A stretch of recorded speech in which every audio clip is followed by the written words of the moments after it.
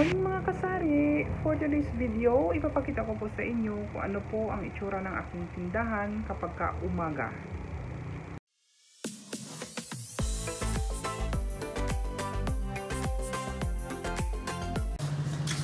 Ganito po ang aking paninda pag umaga. Then, meron akong siumay, merong kikya, merong fishball. Tapos may tinapay naman ako dito. O yung kunti na lang. Tapos, dito sa estante, nakalagay yung aking burger bun. Against the light. Plus, pansit. Yan po. Yung lumpianada, hindi pa nakasalang. Hindi pa nababalot. Muna tayo, mga kasari. Kasi, may background ako na music. Hindi ko napansin kanina nung nag-video ako na nagpatugtog pala yung aking kapatid. Napakalakas, kaya baka ma-copyright ako. May parcel kasi kung dumating dalawa. Yung isa pang personal ko na bag, ayan, black. Pero nung chinek ko, maganda ang quality niya. Kaya napag-isipan ko na pwede namang magbenta na naman ako. Kasi ayan o, maganda ang quality, tama lang yung size. Hindi siya malaki, hindi rin siya maliit. Talagang nagugustuhan ko yung bag na yan. Marami namang klase yan, maraming kulay. Tapos may tatlo siya na partition. Kaya posible talaga na pandagdag ko sa aking dry goods yung klase na bag na ganyan. Hindi din siya napabasa kasi meron pa siyang doble sa loob. Maganda din ang zipper niya. Mukhang mamahalin pero 189 lang po yan. Pwede mo ibenta ng 250 siguro or mga 230 para hindi naman masyadong mahal, mabenta din agad. Ayan. Pero quality wise talagang maganda. Dito naman po tayo sa isang box. Yan po ay sabon. Ayan, bubuksan lang po natin. Sabon po yan. Kojic orange na per kilo at saka yung Kojic na white. Bagong seller lang po yan. First time ko mag-order sa kanya pero ni-refer siya sa akin nung taga rito kaya sinusubukan ko. Pero konti lang muna, ilang kilo pa lang muna ang kinuha ko kasi. Pero dati na ako may per kilo na sabon kaya hindi din ako nangangamba na mag-order ulit.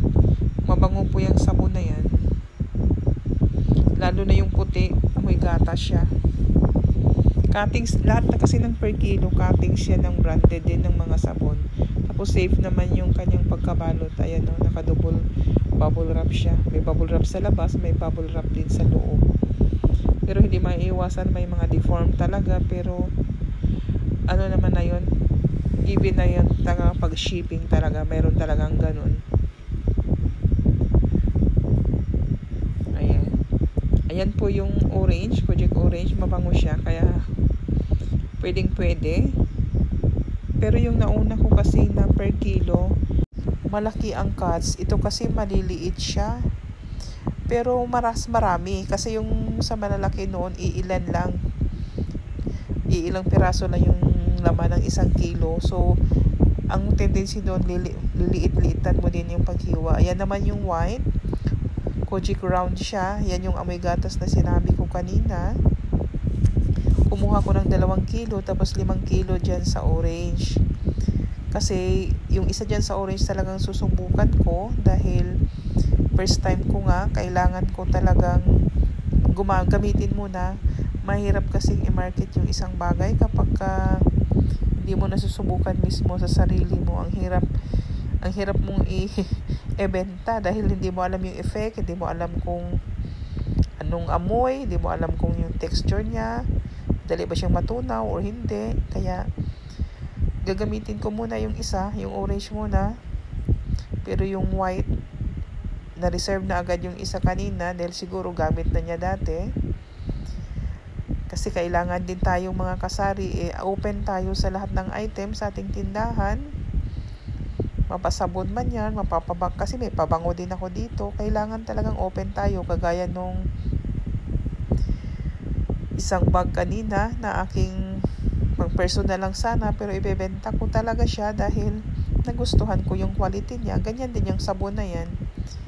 Pero dahil nga bagong seller lang, so kailangan kong i-try lahat, subukan. Ayan. Maging open talaga tayo. Dagdag income din kasi yan. Hindi naman yan napapanis, hindi yan nasisira, walang expiration, kaya madali ilang ibenta, lalo ngayon na ang hilig ng mga tao ng mga beauty products. Pampaputi, pampakinis. Kaya re-rate ko ulit yan kapag natapos ko ng gamitin na ilang araw yung sa akin.